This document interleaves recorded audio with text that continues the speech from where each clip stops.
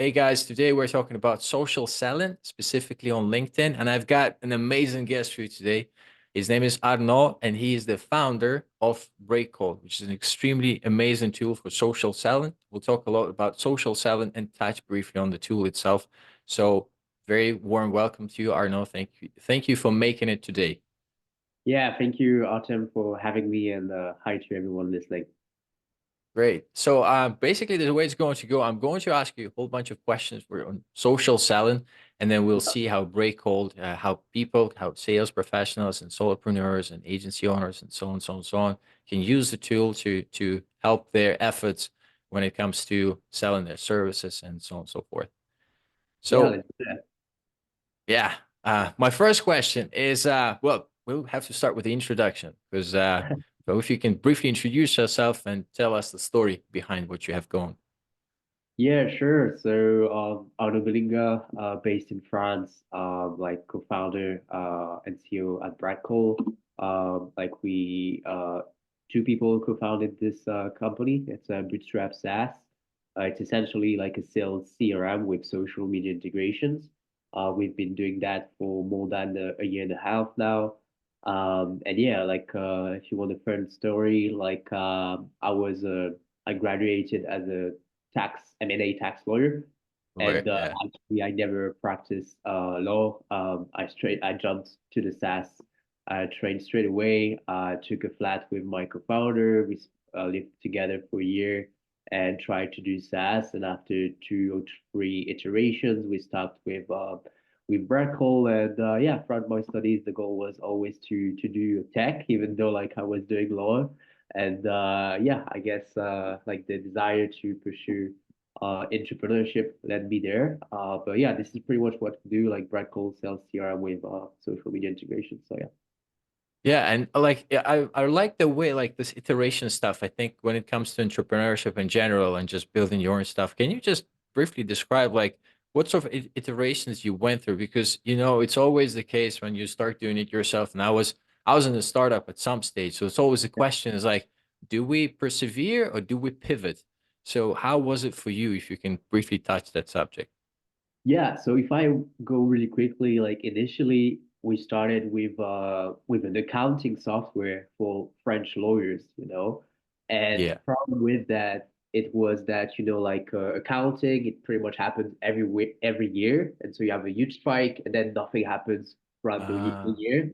And so right. like we were building the product for maybe 6, 7 months and nothing was really happening. We were ready. And the first mistake that we did with this first venture was that we lack patience, and so we just stopped, you know. And Mm-hmm. when the accounting season arrived, people were actually wanting to use the software, but we shut down everything at the time. So that you can say it was an iteration because of lack of patience, which was actually a mistake. I think it was a great business retrospectively. And then we jumped again into doing a live chat software.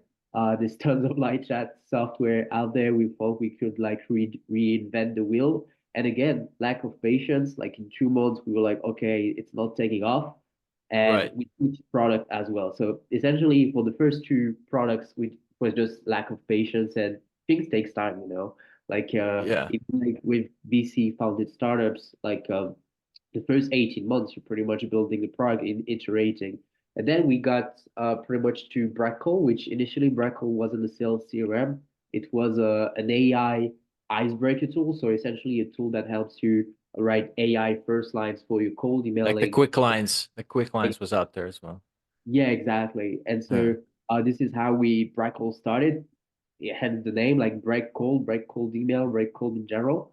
And yeah, and we started with this, and the main problem we wanted to solve was how to build better B2B relationships. And along the way, we realized that it was before ChatGPT, etc., and it was GPT-3 Python. Mm-hmm.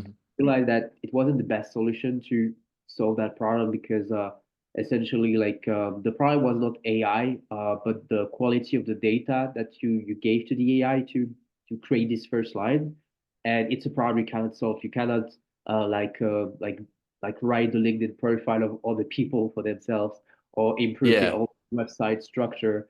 And so by default, we had to switch because like we were good at marketing and sales, but like we had like massive churn because the product was not there, but we couldn't solve that. Um, and so we diverged to social selling because all our sales went from social selling, really, Twitter back Mm. then, specifically. And I noticed this trend where people were doing a lot of sales, whether it's called DLs, but also like doing inbound by posting content, but they're converting them by chatting with them on social or just engaging to stay top of mind. And so this is where like I designed in Figma for like a strong week, the initial true version of BreakCold as a social selling software, which is Mm-hmm. technically the first iteration.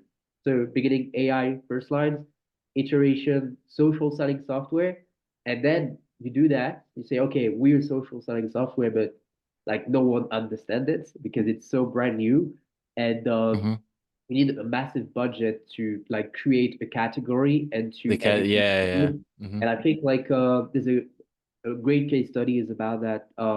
It's a live the like Drift, the live chat software. It's the competitor to Intercom. They made a book where they explained that they spent $20 million to create a category, conversational marketing in the live chat space.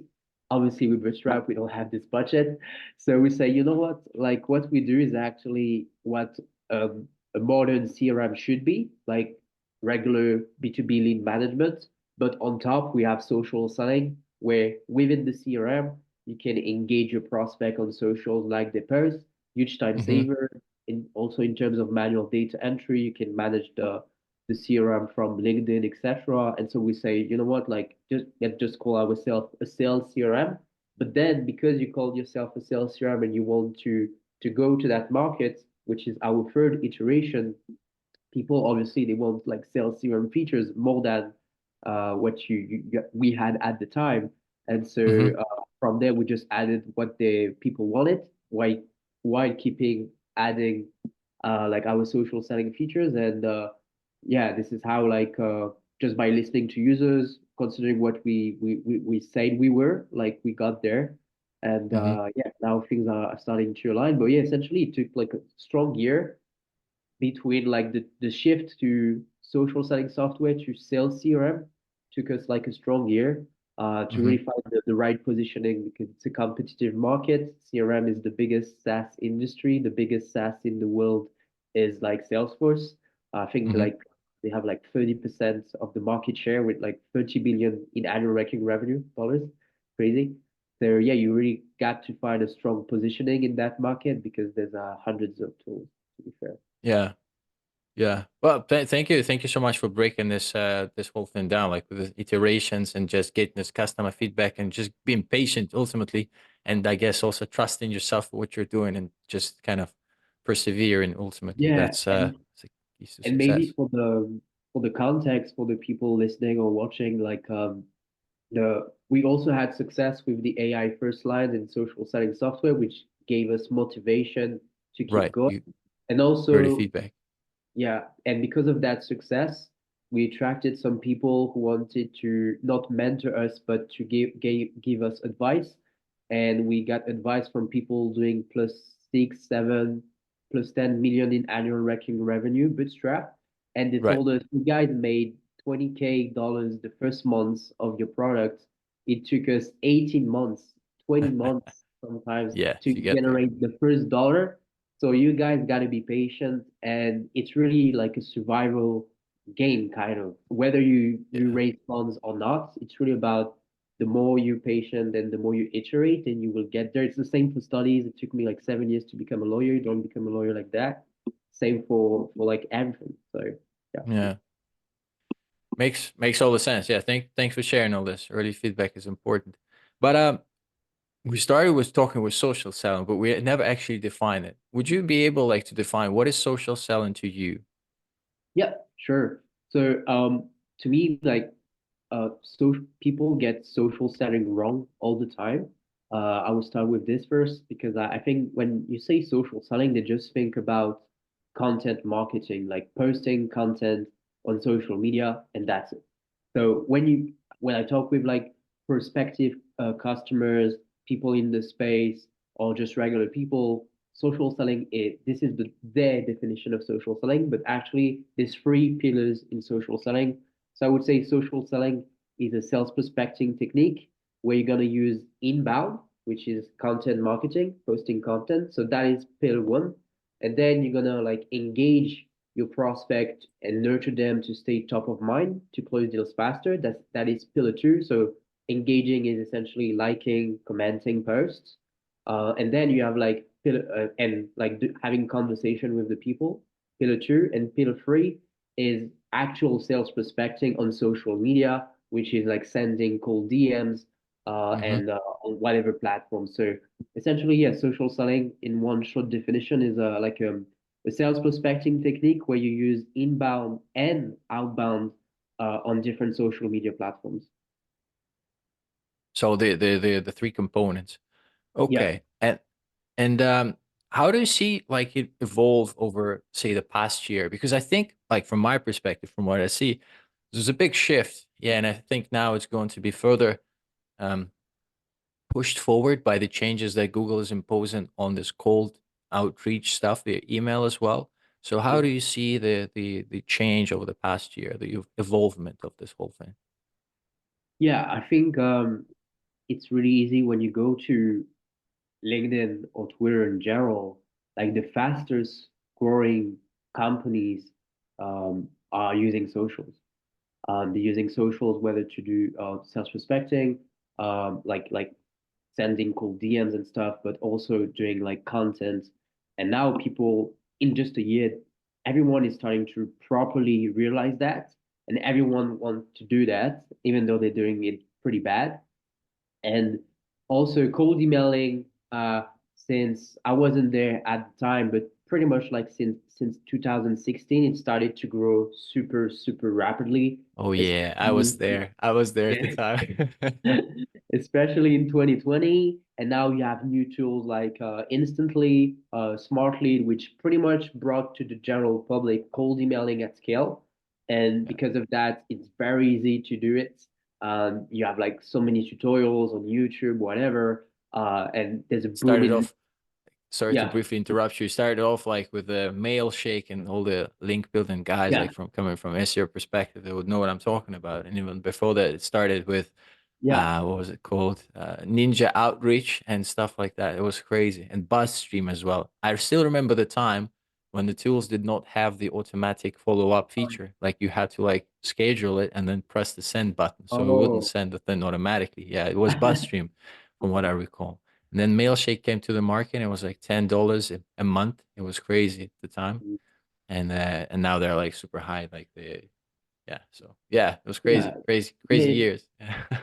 Yeah, exactly. And like in the span of 2 years, with like new tools who pretty much like kind of a race to the bottom of the market, like decreasing prices, etc. Like it's very affordable to do it at scale and with a good durability. And so all the people who had success doing cold emailing, they start to have way less success. Even the good guys, even like Legion, whatever they say online, you have less results for sure.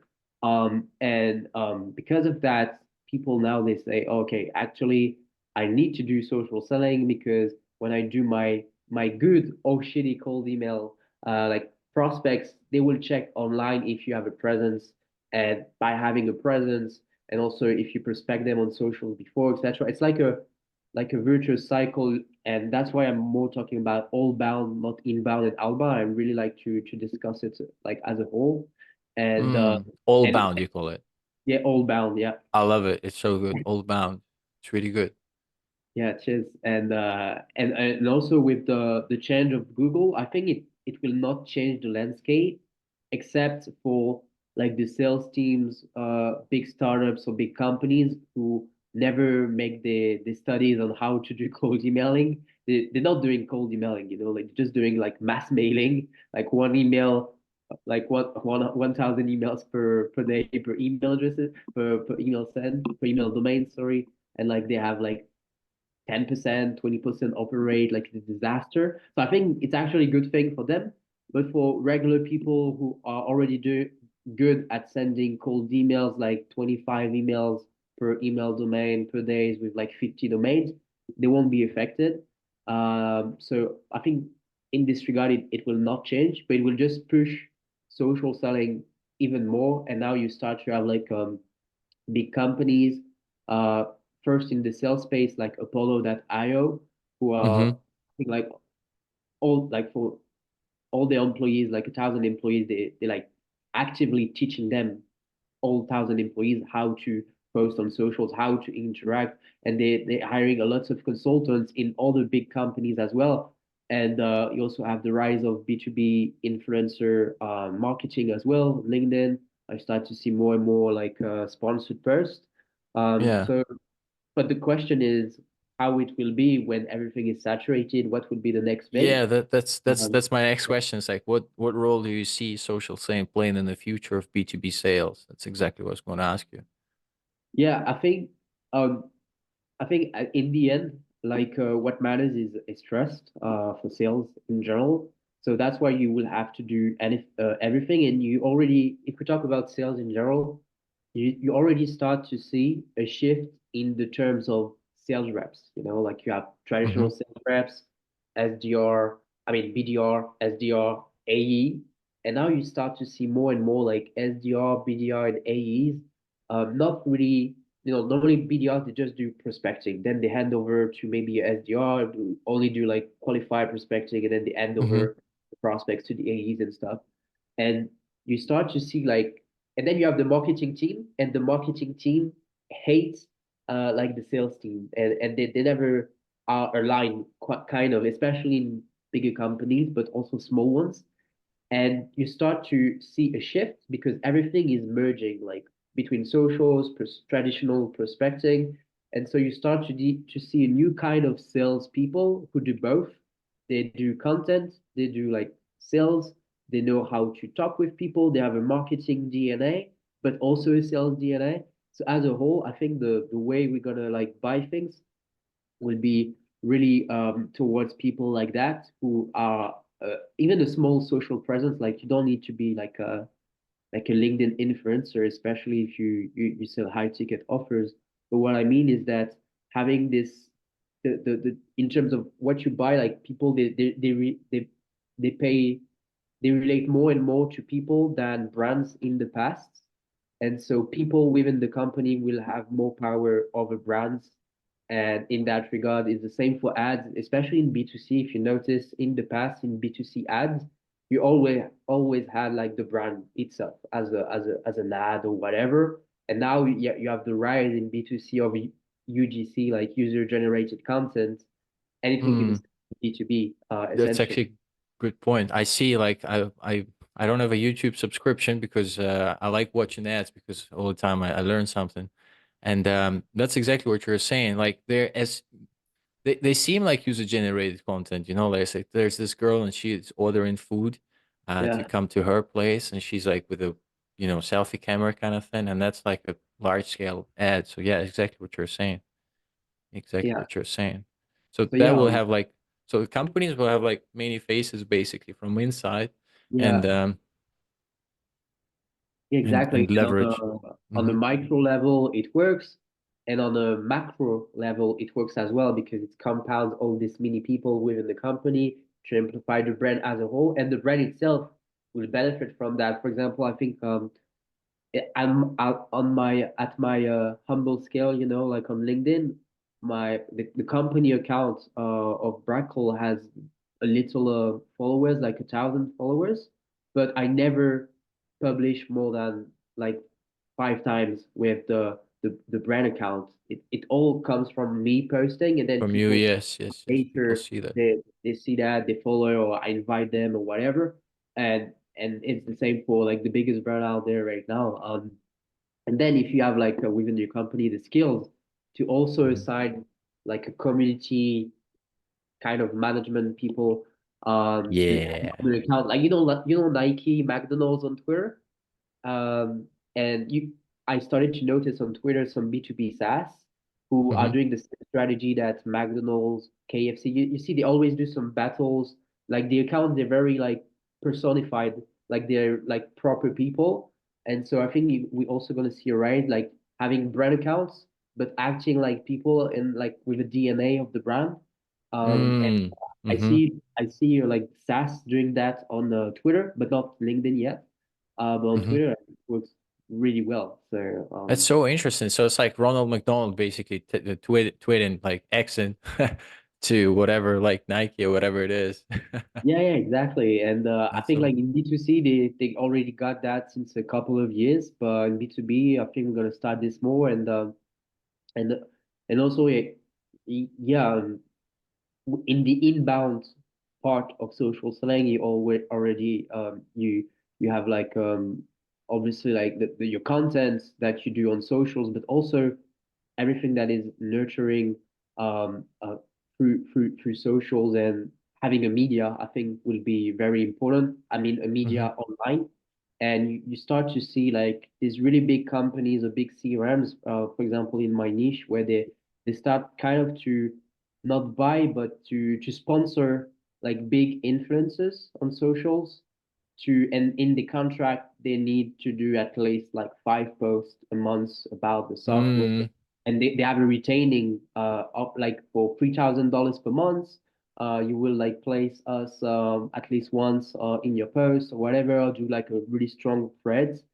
And I think like having like micro media influences like this instead of just, like the traditional media or the newsletter will be also super powerful. But this is more in the inbound section, not really in the like proper sales stuff. So yeah. crazy. Yeah, I really that's interesting. That's all. It's direction where it's going to. Interesting. Um, when it comes to actual professionals, what do you see are the biggest challenges that these professionals face when it comes to social selling, and let's say specifically on LinkedIn? So you have like some pros, and what are their challenges? What are they facing from your experience? I think whatever the size of the company, it's time to not have really the time to do it.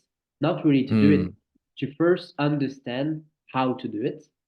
And even if they understand how to do it, it takes time to get your workflows right. Whether it's your workflows to have, I don't know, like your templates to do some carousels, your templates to repurpose your content from your blog or whatever, your workflows to know exactly what to do when your prospects are in a specific sales pipeline stage. So it's really about first knowing the right information and making it actionable. And it all comes down to time. And because of that, they say, "Oh, time is my problem." They create another problem, which is, "Okay, time is my problem, so I will take a LinkedIn automation tool." I have nothing really against LinkedIn automation tools, except that you can get banned from the platform. But the thing is, when you want to automate stuff, you need to do it manually, correctly first. And even in general, it's not just LinkedIn automation. I think before automating something, you need to validate that it works manually. Um, and because of that, they just don't take the time to properly know how to do it. It's like doing something in your company, no, hiring someone on a like an important task, even without doing it yourself first. And like there's lots of yeah, places, yeah, like yeah, in that case, like you will have problem to scale and like hiring yeah, decision and stuff. So yeah, pretty much that's the problem. And so they try to automate LinkedIn, but it's no longer 2015, 2017, or like beginning of COVID because all the tools really popped during that period. And now it's really easy to spot LinkedIn automation. So they say, oh, I don't have results. Oh, so it sucks. And when it comes to content, they post content because everyone is saying, yeah, you should post content. But what no one is, I mean, not no one, but like most people are saying you should post content. But the most important thing to have visibility on whatever platform is to engage. I can give a really good example for the people yeah. listening. Yes, Uh, yes, yes, yes. I when was it comes, actually going to. Is yeah. it like a case you have, like something that you want, like a story that you had, or Oh, it's a very very short, like in yeah, yeah? Because I wanted to ask actually, but it's like yeah. if it's a success story, I will ask it in the question, so we tie it Okay, all yeah. together. Okay. Yeah. Okay. I was actually going to move to then to speak about like BreakCold's approach and what makes it unique when it comes to social selling. Yeah. So like I said, pretty much in the beginning, like we sell CRM, so pretty much like like all the software that have been out there for the past even decades. And but the most important thing is that within the software, you can aggregate all the social media posts of your prospects, the LinkedIn posts, tweets, etc. So And within the can I software, actually briefly, I don't know, can I really quickly interrupt you because I think we have to lead like with the problem here. So basically, when it yeah, comes to social selling, I guess like mm, you have to keep the funnel pretty wide, but at the same yeah, time not too wide. Then you have to be on top of like communication with the potential prospect. Yeah, all these people, and there's quite a lot of them. yeah, This is the problem. And then you mentioned that, of course, comment and engagement with their content is very, very important. So you have to also track that. So as you can see, like all these things are built up. So this is when breakcold comes in, I guess, and does the yeah, exactly. And to think in terms of problem, yeah, again, the problem is time. And yeah. if you want to track the activity of your prospects, because essentially, if the more you have conversation and the more you engage with your prospect, the more you will close the deal. Because like people, they don't have the time to properly track what their prospects are doing. And so if you want to check each prospects on LinkedIn, for example, you will have to type the name of the prospect, go to the prospect, click on activity, go to post, check if there's new post, and you redo that over and over. Or maybe you put them in favorites on Google Chrome or Safari, but But still, you it's have to not click through really, them. Yeah. yeah, effective. And the same with LinkedIn Navigator, it's not perfect as well. And so what we do is that essentially we save you a lot of time in terms of data aggregation, so that, for Mm-hmm. example, you build a list of signups. You click on your signups list, you can see all the posts of your people in your signup list instantly, and then instantly you can engage, reach out, you do whatever you want, and the interactions are synced in the software. So essentially, it's like the most unique thing about the software is this that no one is really doing at the moment, which helps you to stay top of mind. And there's tons of use cases around that at any sales pipeline stage, whether it's to generate leads, but also to prevent no-shows, etc. And the main thing is that we know like traditional sales prospecting is important, so email mostly. But if you combine emailing and socials, and most people they do emailing and not really too much socials, you will have like tons of results. So this is what we do, and in the CRM mindset, which the goal is to nurture like relationships to close deals. So yeah. Mm-hmm. Yeah, I really like this approach because like this is the cold emailing stuff. People don't understand this. Like I work with my clients directly one on one, and I look at the email campaigns, and I mean I've been there myself, so I know exactly what's happening. So they really try to sell the people as quickly as possible without understanding that the people have their own like schedule basically, and it Yeah, takes a whole bunch of different touch points before they even kind of consider you. So, and there's this yeah, metric that I always share, like 3% of the audience are looking for a solution at any given moment in time. And it's not necessarily your solution, it's just any solution that I'm searching for. So, and there you are, a guy from nowhere reaching out with your amazing results for whatever you're selling. Like, who are you? You know? So, of course, it makes a lot of sense to kind of uh, dip them in your ecosystem, the way I call it. Yes, so you yeah, have them connect to your LinkedIn, and then yeah, interact with their content. If they post anything, see them, make them see your stuff, and yeah, just take it from there. So yeah, that's exactly. that's what the tool is doing, and it's beautiful. Yeah. Yeah, thank you. And the whole, I don't know, like basis of that is this example I like to give is that first, like most deals don't close overnight. So yeah, if it's in 6 months or 7 months, then they're ready and they need your tool or your service in the end, then if you were the one always top of mind, or you will be the go-to, no brainer. That's why if you, everyone listening, remember a time when you bought something or service, maybe like a service provider for your business. It was probably you knew the person for a long time from whatever place, and so that's it. But also the example I like to give is imagine like you have a great offer, great service, like a good price that is like a very good offer, and you have like the prospect has like four different offers like yours.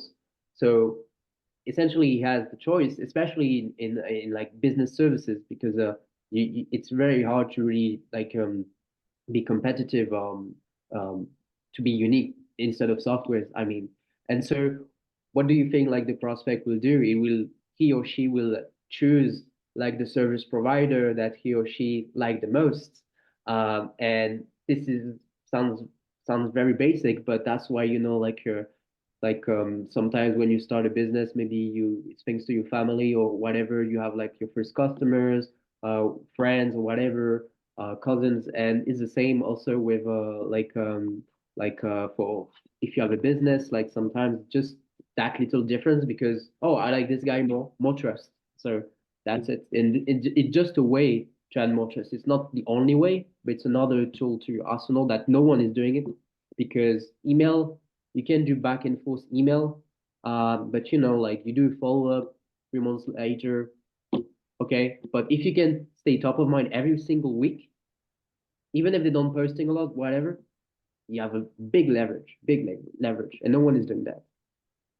And LinkedIn really encourages that whole thing. So up until, well, we'll see if the platform changes, but for now, it really is helpful in this regard with all the other tools it has. Yeah. Like content is one of them, of course. And yeah, Mm. it's just a no-brainer, no-brainer. And now is actually the time for that story that you wanted to tell. So question was, can you share a memorable success story of a client who effectively used BreakCold, maybe not, for social selling on LinkedIn? So if that fits, Yeah. if this question fits yours, please tell. And if not, tell us both stories, the first one and the second Okay. one. No, so no, it doesn't fit the question, but Okay, but tell but us anyway. to answer the oh, are you there? Yeah, I am here. Can you see me? Okay. One sec, because it seems okay. I'm back Yeah, now. right. So yeah, to answer the question, I like one of our customers. He sent a proposal to his prospective client, and the prospect was ghosting him, and he told me that it happened a couple of times throughout the years. He sent the proposal, prospect silent, and nothing happened, and he lose the deal. He sent follow-up emails, doesn't work, prospect doesn't care. And I say, yeah, you know what? Like you should just engage with his posts. He said, yeah, but the prospect, is not very active on social. He doesn't post every day. And I'm saying, yeah, but who cares? Like you don't want to reach like a LinkedIn influencer, so that's fine. Just engage with posts that are dated from a month ago. Like even if they maximum a year ago, just engage with it. Is the type of like except if you go after LinkedIn influencers, like most people, they don't have lots of posts. They post maybe once a month or something. And when they have like one like, but especially one comment, it's like crazy for them. Like it's like Christmas. And so I told him, yeah, just engage with a few posts and engage for a week. No, 4 days. For 4 days, engage with the person. Like every single day, one like, one comment on an old post. There was a new post, so he did it on the new post, and because of that, like the prospect like felt bad because like it's not like you're doing an actual follow-up with a DM or a cold email. It's like you just like passive aggressive, like hey, I still exist. I'm there. And because of that, like it just psychology, like you make people feel bad a little bit. And the prospect came back to him and he closed the deal. I'm not saying that it's because of that he closed the deal. If he closed the deal, he was interested, but I'm just saying it's a some prospect. Everyone is busy, and sometimes you can lose momentum if you're not like doing your follow ups well or whatever. And especially email, like everyone is bombarded with cold emails and emails, so there's a lots of noise in emails and on socials for most prospects there's way less no's. So you even if it wasn't social, I mean, you need to find the place where your prospect is the less attack kind of, and leverage that to not lose momentum and to stay top of mind and to maximize the chance of closing the deal as rapidly as possible before they move to something else or change their mind sometimes. And because of that, it closed the deal. It was like a 10K per month retainer deal, and it happened like a couple of times with other customers. So I think yeah, that is the biggest um like use case that I had in mind, because it was really a simple action that sounds very basic, but that worked incredibly well, and again and again. And another, yeah, so that would be like the one I'll one just story. give a quick comment about this. Thank you for sharing, by the way. I love this. I read something similar with, I don't know if you know, Amanda Holmes. She's the daughter of Chet Holmes, which was a very famous American sales coach and an author. So Okay. he published a bunch of books and he's Yeah. done some seriously good work. And basically, like um, this commenting approach, Amanda was sharing this somewhere. Was it in the book or something? She was also like commenting under the CEO's Instagram posts without, she wasn't even pitching Ah, anything. She was just commenting on Instagram for like some really good time, like half a year maybe or something. And then all of a sudden she wakes up to a an order of like, I don't know, 800, 1,000 books of of the books they've published from mm, this guy's company. So basically that's pretty much the same idea. And the yeah. principle that kicks in here is, I would imagine it's reciprocity. Yeah. So you're giving people so much social currency because you spend so much time and like, genuinely being present there for them. So exactly what you're saying, they start feeling obliged, and then they get to the stage where they feel like, okay, this guy or girl is so persistent, we should at least give them an opportunity. Uh, Yeah. So it's like, and then it's like, then the offer comes in. Yeah. If your offer is good enough for them to click with it, yeah, it works. But then they will give you an opportunity, that 100%. But it's only worth for like really higher ticket clients, so 100%. So if you're yeah. selling like something cheaper, then it's Yeah, absolutely. And but to be fair, I do believe that even for smaller offers, it's worth it, because like I don't know like 1,000 of agency owners that are all making over $1 million a year, and or consultants or whatever, solo, and they always seem like trying to chase the next lead, the next prospect, the next demo, whatever. But they sell a package of, I don't know, like 2K per month, $2,000 per month. And if they just nurture correctly, I don't know, like the 40 people who at some point were interested, they will like close that, and they will go, they will do like 40K per month instead of being stuck at between 5 and 10K per month. So yeah, I think even for smaller deals, it can also like apply. yeah, I mean, in my book, like 2K is also high ticket. So I start like, say, high ticket is anything 1,000 plus. So yeah, I mean, I meant like, something like $300. I mean, that is not, Yeah, yeah. yeah, for sure. For sure. But yeah, that's something else. What was the second story? Like, I mean, in relation, like a memorable success story related to how a client effectively used BreakCold for social selling on LinkedIn. Was there anything that you can share? Yeah, so the second story still not linked to what I was about to say previously. But essentially, it's something that I was surprised, is that, like some customers they didn't know how to really pitch like the prospects really. And so like they didn't know how to send the cold DM, how to send the cold email. So for a couple of weeks they were just liking and commenting the post because they didn't know how to really do it. And so they say, at least I'm doing something, Yeah, and yeah, yeah, right, right. and so they were doing that. And I'm not saying it happens to each lead, okay? Yeah, yeah. but the prospects, they came to us instead of them pitching, and so they say, "Oh, I checked your profile, very interesting. Can we set up a call? Should we do?" And I even love it. yeah, and even myself, because to be fair, like we just say, like you correctly just said, like it doesn't worth it if you have a small ticket offer Super to small, to yeah. do it. So we sell subscriptions. Us, for example, it's $29 per month, and so except if it's a big partnership or whatever, it doesn't worth, to be fair, like my time to do it. And so sometimes I just like liking commenting posts to have like social presence on my prospects.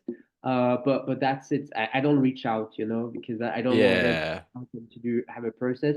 And the same, it happens. They check your profile. They say, "Oh, actually, it's super interesting. Like, should we set up a Yeah. call?" And so I'm not saying it's the best technique because it's very unpredictable, but I'm just saying that it works and it's really surprising and deals can happen just because like it was supernatural in this regard. So yeah. Yeah, good stuff. Really, yeah, thanks for sharing. I really, how do I pitch the guy? I just comment, It's good. It's good. Yeah. It's good. It's good. By the way, it's actually a good technique to reach out to someone. But I think I should talk about it more and to do I proper will case. actually, my next question, I like the way our questions and thinking is like aligned. Literally, my next question is like, can you give a specific standard operating procedure that is an SOP to make the most sales with the least amount of time, effort, investment? Okay. With the least amount of time, SOP. Okay. Yeah, it's tough I question think because what you just shared, I think what you just shared, like, I comment, I'm like, okay, I have an offer. Like, how do I sell this then? So just comment, bro. But if you can go from there, because what I want to bring your attention to, this is something you shared on our first call. Um, if like searching for people, like say using Sales Navigator, searching for people that actively post on LinkedIn, yeah, because there's a special switch there on LinkedIn Sales Navigator where you can pinpoint the people that already produce content, so that you don't kind of waste your time on the other people that are still in the silent mode. Yeah, absolutely. So yeah, I think in terms of time, just to precise for people listening or watching, I think it really also depends on like what is your offer? Is it high ticket or not? If it's not high ticket, obviously I think the best solution is still, in my opinion, to go with cold emailing at scale if it's a small ticket offer, or to Hmm. try to go big with inbound, which takes a lot of time and people give up super rapidly. But otherwise, if we talk about like a process to get in touch or start a conversation to get a deal with like a big company that you want for sure to get, like it's not like you just prospecting like this. It would be step one, you go to LinkedIn Sales Navigator, you do your search, you build your ideal customer profile, but you filter this out by people who posted on LinkedIn in the past 30 days. Why? Because you're making sure that they have content on LinkedIn. If they posted in the past 30 days, generally they have tons of content, even if they don't post every single week. And because of that, you will have more data to play with to pitch them. Because when you do a cold email or a cold DM, it's the most tough part is to be relevant or to personalize things if you cannot be relevant. And because of that, essentially like you're fixing it by default. So step one, you do your sales nav search, filter by people who posted in the past 30 days. Step two, you use like a third party tool to export the sales navigator search as a CSV file, and you enrich with the B2B email address because in the process we will not be sure that you will get in touch with them on LinkedIn. So if it doesn't work, go through with email. Step three, you import that in a software, for example, like us or another software, where essentially you will like aggregate all the LinkedIn posts and you nurture them even before sending a LinkedIn invite. So step three will be the list is imported in the software. You aggregate the LinkedIn posts, two like, two comments on two different posts. You send the LinkedIn invite immediately. Why? And without a note. Why? Because the person will see the notification, they see the invite, kind of the same moment, so they're gonna accept. They will know it's not like just a random invite or like automated, because automated invite they have lots of generic notes. And once the invite is accepted, you wait 1 or 2 days. You don't want to act like a LinkedIn automation bot that send a message once you've accepted the person Oh, accepted. interesting. So you would actually wait for a bit. Okay. Yeah, like 1 or 2 days just to make things not too aggressive, because like sometimes you accept a LinkedIn invite straight away you get pitched, and people like Yeah. Yeah. they don't like this, and Yeah, of course. you feel like to attack, to regress, and so you want to wait 1 or 2 days, and you just if you can like you engage with a new person, and straight away you send a LinkedIn DM where you don't pitch straight away. It's like one sentence, very short, where you reference a post that they've made and that you liked and commented. So everything is Mm, like the perfect natural thing. Like you saw a post, you liked, you commented, you send an invite, then you wait and you say, oh, and then you like another post and you send a message. And the person, because it's a small time frame, like 2 to 3 days, they know like you did that. So it's supernatural. They will reply to you. And if they don't reply, you don't want to send a like a follow-up DM on LinkedIn. oh You yeah, will I love this. you will send an email straight away. And this time you're playing on psychology again. You're like sending an email. You say, hey, I reached out on LinkedIn, so you did it. They will know because it's a small time frame that you engage with the post. So you kind of making feel bad to not responding, blah blah blah, etc. Mhm. And then you pitch your offer softly, not like a madman, but you pitch your offer softly. And generally, what I see and people, especially customers, doing, like it works always. It very like I don't think it's 100% on LinkedIn, but like as a whole, as a strategy, it works every single time, because although you would think it take time to do this, if you have a clear process with the right software, doesn't take a lot of time, and the return on investment is better than if you were pitching 9,000 people with cold emailing with follow up. So like 18,000 cold emails. So Mhm. Yeah, great, great, great share. Thank you so much. And I mean, by the way, this Arnaud went out there and created this SOP document with all this information out there. So it's full of value. When I checked it out, I was like, okay, this should be paid because it's a crazy setup. It's a really crazy stack. So yeah. 100% good. The next question is actually about what metrics or indicators do you believe are crucial in measuring the success of a LinkedIn social selling campaign? How much money you made out of the conversation you Ah, that's started. the one.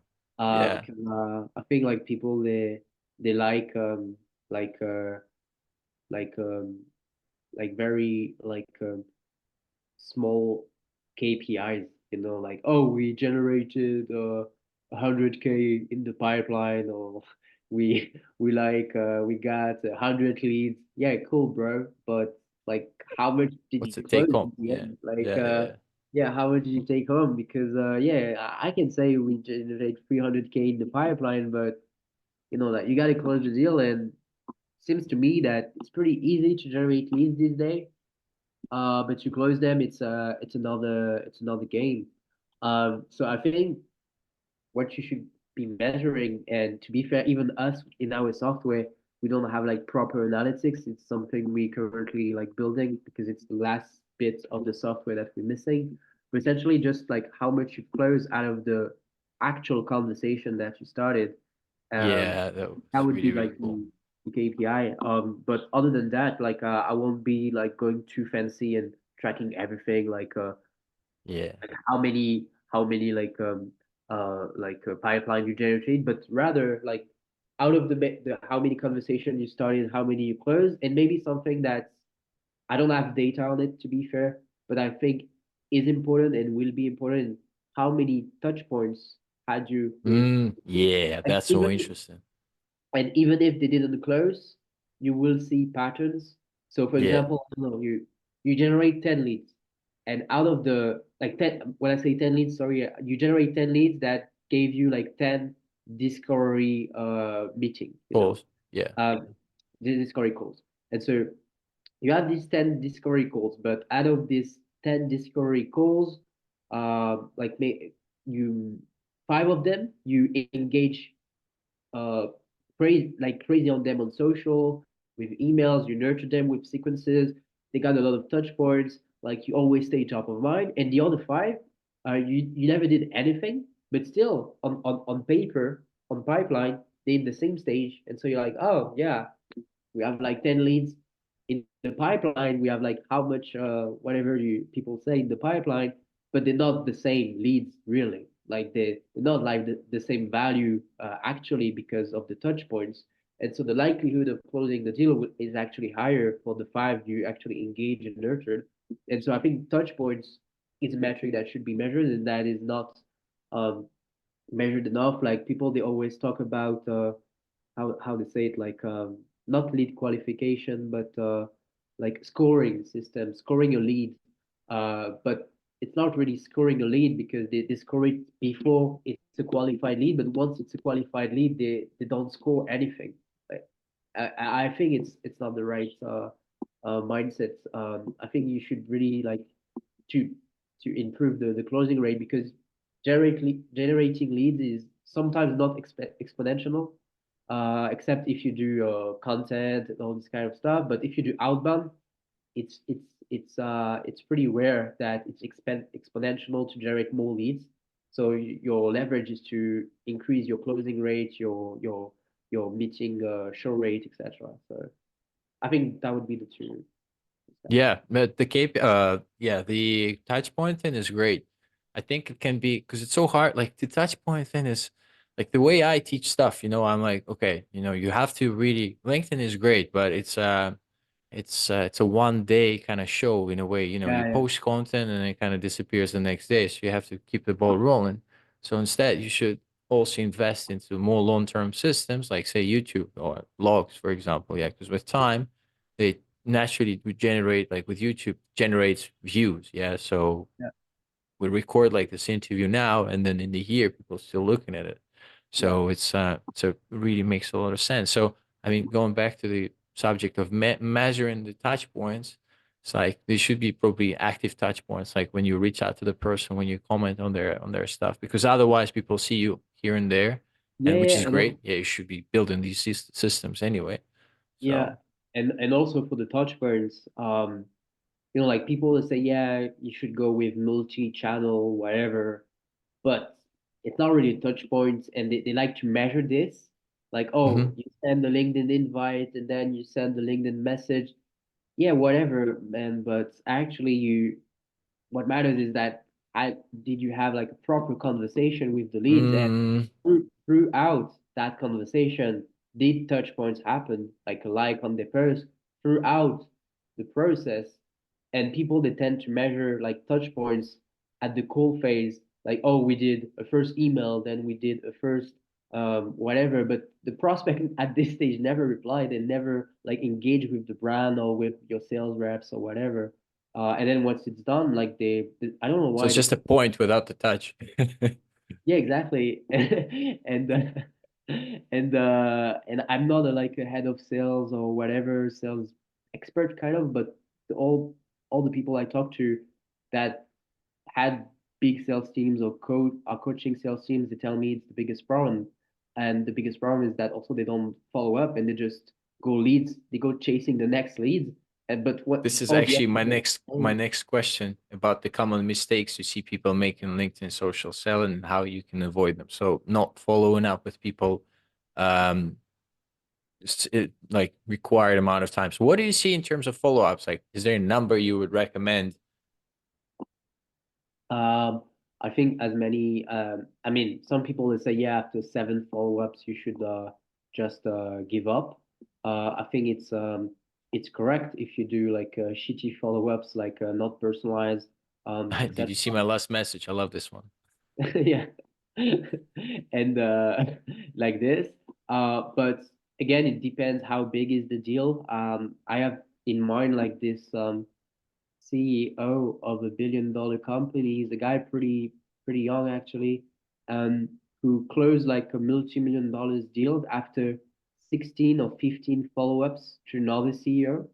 The guy has never replied to him. He did 15 follow-ups, and still the guy is a billionaire, reaching like another pretty, I don't know, billionaire-ish guy. Took him Right. like 15 follow-ups throughout like 5 months.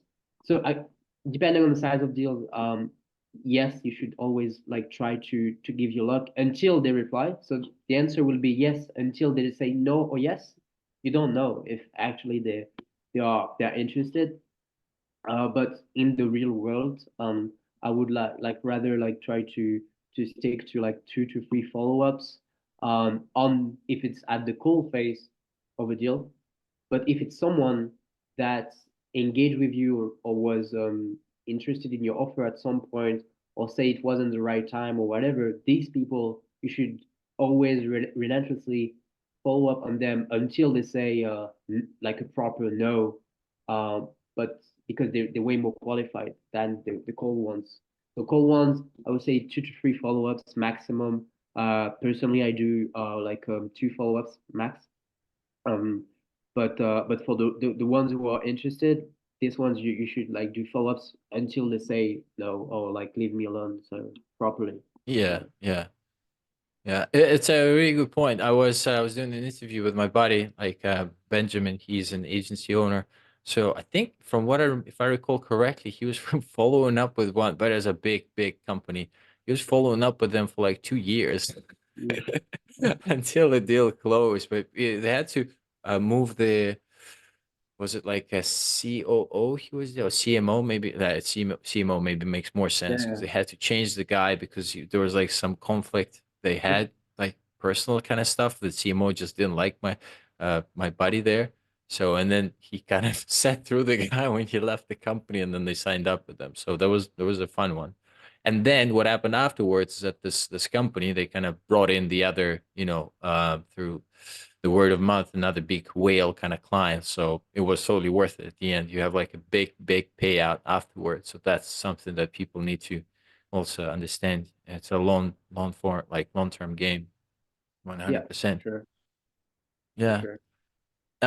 I have two more questions for you. So the first one is, what advice would you give to professionals who are just starting out with social selling on LinkedIn?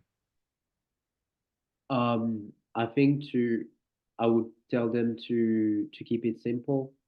I think people always try to do complex stuff straight away, but you're still a beginner. So I will do, but still I will do the 3 pillars we talked about in the beginning, because I think you should think it as a whole.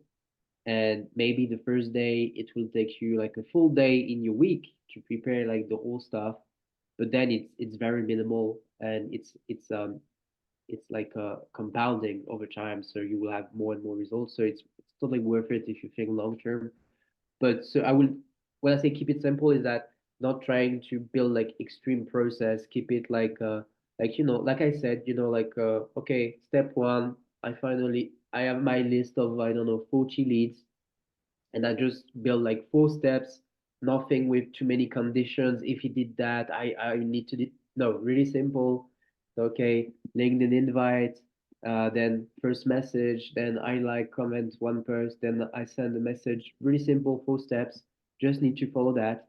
And then for content, obviously, it's not your job. You're not an expert to do like a fancy like a LinkedIn post, but still, I will post even if you have no engagement or barely no engagement, because what depending on your niche, um, mostly service business or specifically, they have great results with very little impressions. So if they just have 2 likes on a post, I know people who like close actual deals, and because no one is in the niche or competitors are doing it.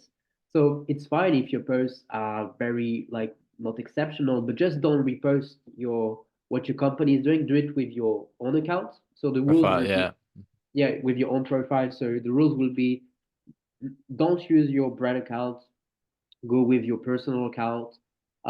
Because you don't have time, don't build like PDF carousels, don't build, just put screenshots of your job happening, like a client who says something nice about you, do a screenshot and post it on LinkedIn, and you write like 1 sentence. It takes you like 2 minutes, Yeah.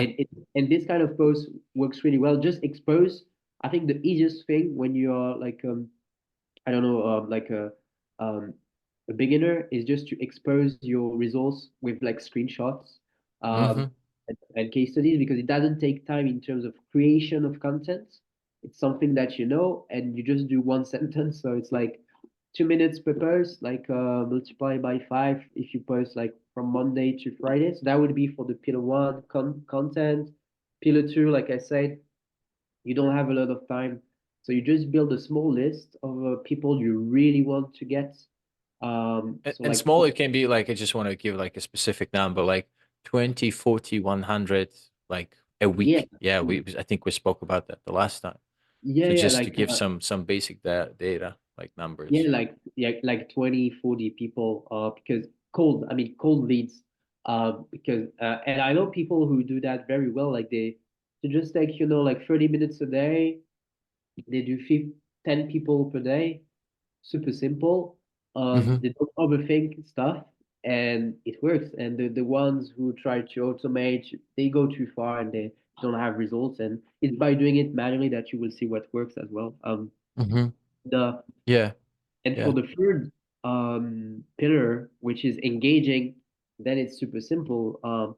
Whether you use a software or not, if you start to have positive replies, I don't know, cold email, cold calling, inbound, maybe you already have some inbound, word of mouth, but you haven't closed them.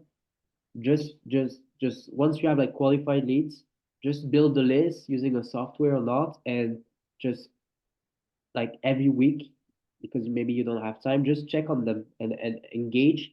And like normally it shouldn't take you more than 20 minutes a day. So in total, 20 minutes per day of engagement with your qualified leads. If you're a service business, I don't think you will have like 100 positive replies or 100 like people who say I'm interested for a call. Normally, like a regular, like a regular business, it ranges between 5 to maybe 40 for the big agencies or whatever. So it's not a lot of effort. Um, so like 20 minutes per day. And then when it comes to prospecting, you think maybe like 30 minutes per day. You do just 5, 10 people per day. It's fine. So per week, like 40 people. And for content, you take maybe on Friday, like Friday afternoon or Friday morning, weekends if you don't want to disturb your week.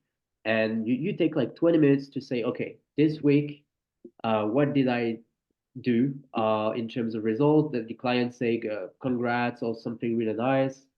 Do I have something to share about my what I do? And you just take a screenshot, you do 1, 2 sentence, and you don't overcomplicate stuff, and you will start to see results already. You don't need to have like stellar results. What you need is like the first quick wins, so that step by step you improve throughout time. But yeah, in the beginning you will suck, but just by doing that you will have results. It's better than nothing. So Yeah, definitely. And I think if I can just briefly summarize like the simple, because I really like sometimes I just need to have like a goal to move. So say how to start, with the how to advice you'd give to the professional starting out with social sell on LinkedIn. So say you find 40 potential clients, yeah, that fit your ideal customer profile, your ICP. You make sure they're the ones that actually producing content on LinkedIn. So for that you need Sales Navigator, which is totally worth it. yeah, Then you bare minimum. Yeah, you add them to BreakCold, and then you start. And like honestly, you don't even need to add it to BreakCold. Of course, it makes it a lot easier because you can monitor them, and then just engage with their content. Yeah, comment on their posts. yeah, Engage, start conversations. Don't no need to even DM them. No need to connect with them. No nothing. yeah, That's it. yeah. That's just the That's totally easiest kind fair. of thing, and Yeah, that gives results based on your story yeah, as well. So. yeah. And yesterday I had a call with a customer, and he loved the product. He shared on social media about the product. He has an agency, I mean, a consulting business. Sorry. And I'm like, yeah, but what do you use in the software? He was doing just what you said. He Oh, said, yeah, really? Yeah. I Crazy. didn't know you had like reminders. I didn't know you had this. Yeah. He was just doing that every single day. It brought him results. It was enough for him at his stage, because like for some people, if it just Different jumps, stages, of course. Yeah. it's like a lot already. So Yeah. Yeah, it's brilliant. I really love the simplicity. To be honest, like you made it so simple for me as well because I have a mind that it's like, okay, let's do that. And then on top of that, and then that. So and then yeah, obviously you kind of end up in this caught up Yeah. situation. But last question that I have, and we kind of touched it during the interview so far. How can sales and marketing teams better collaborate on LinkedIn to enhance their social selling efforts? Um, I think this one is tough, like we discussed previously, earlier All in the bound stuff. Yeah. because yeah, I think like the future is that these people will kind of merge Merge into one. Hmm. into one role. However, until it properly happens in every single type of company, which I think will take decades, Takes um, a while. I think it's all about like uh, from what I see, the problem is more like salespeople than marketing people. What I mean, Mm, sales teams they really the stuff, they want the bonus when they have bonus in the companies, and marketing people to me like they get it more like the how it should work, but because they're not in the sales team, they're not like get treated properly. So um, what they need to do is that marketing should take over, in my opinion, like this some social selling work of the salespeople. Well, what I mean by that is that it's like for the Steve Jobs' vision, basically, on marketing kind of uh, does the sales job essentially. yeah, You don't need exactly. sales. Yeah. Yeah, but what I mean is that if they still need sales reps and closers, whatever, for example, for pillar one, which is content, they should have the marketing team do ghostwriting for the sales reps. So the sales reps, they don't need to think how to do good LinkedIn posts, how to do good copywriting, how to create LinkedIn carousels. No, they hand it over to the marketing team, and the marketing team should do that on behalf of the sales reps. And the sales reps are not even thinking about this, and the process could be like 1 hour per week, or maybe initially just like each marketing team member they interview the sales reps to know everything about them properly, like what the story, what kind of personal thing they can share, to leverage top of the funnel. What then bottom of the funnel is easy because they just do like carousel specific to what they're selling. But also they if they can also leverage the brand of the sales rep themselves, because there's lots of sales reps out there and sales reps sells to sales reps. So I think it's something that is undervalued. So yeah, I think this is how they could work. And for salespeople, um, on their part, I think it's just like and it's a funny word. I think it's just logging activities in the CRMs, which they're not doing. Um, for the most part. I mean, because but it's not really the problem. It's more like the CRMs that most companies choose. They're more designed for 2010 instead of 2024, Hmm. and so when they have like social activities with prospect, it's not sync in the CRM. So like all the touch points, or like if they do it, because again, like most companies, they don't engage with prospects on socials, and so I think the issue is also like communication of information, and so this can only be solved by software. And there's a couple of third-party integrations on big CRMs or on our software on our sales CRM. It's fully integrated from scratch. Hmm. But yeah, this is where it's the problem lands. But yeah, for sales teams and marketing teams to work together, I think it's sales reps they're not marketing guys. I think marketing guys are more likely to be salespeople, and so marketing people should be like lead magnets and like hand it over to salespeople, and then the marketing team should qualify the leads and send them to the sales reps instead of the sales rep, pushing. So some people will argue not that the salespeople they are on the field or doing the zooms, so they know better, but still, the marketing team is really digging into what converts actually. And sometimes I don't know you, but all the people listening, but sometimes you get pitched by a sales rep, and you're really not the target, and still they personalize the email, so you know it wasn't automated, and you're like, you, what's the point? It's just because they need to justify some numbers, in terms of pipeline generated, Hmm. but pipeline doesn't mean Yeah. anything. But, Yeah.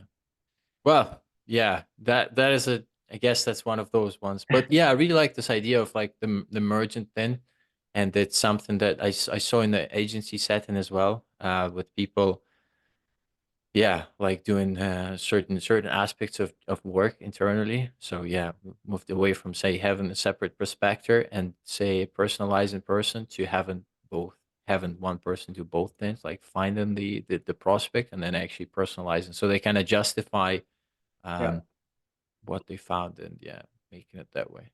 Man, Arno, thank you so much for being with me here today. I hope you had some good time, guys. Go out, check out BreakCold. It's I really love the interface, and I love the way how quickly it works. So for me, that is the two important aspects. So go check it out. The link is in the description down there. And yeah, I don't know anything else. Yeah, if someone wants to ask a question or anything, like yeah, hit me on LinkedIn with a note and say that you come from the from Artem's podcast. So I think that would be super easy to know and to get back to you. But yeah, otherwise, yeah, you can reach me at arnaud.belinga@breakcold.com. But yeah, again, LinkedIn, invite with a note. 18 is there. You come 18 is from there. the best 18 podcast is out there. there, and so we good. Thanks, bro. Thank you so much. Yeah, thanks for your time. Cheers. Bye.